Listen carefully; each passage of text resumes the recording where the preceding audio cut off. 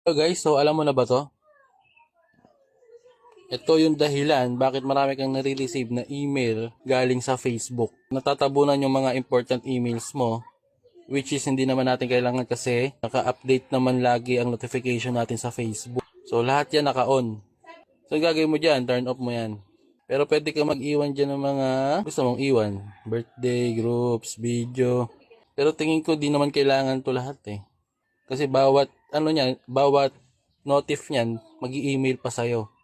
So, kaya matatabunan yung email notification mo or email mo, message inbox sa email mo na hindi mo na makikita yung mga importante.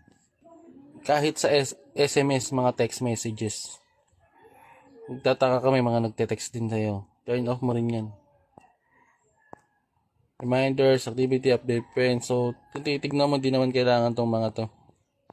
Na kailangan pang mag-text sa'yo, tama. So, turn off mo na lang yan.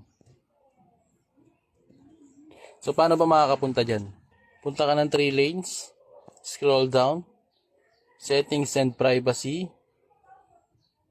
Your time in Facebook. Scroll down. Control your notification. See settings. Add notification settings.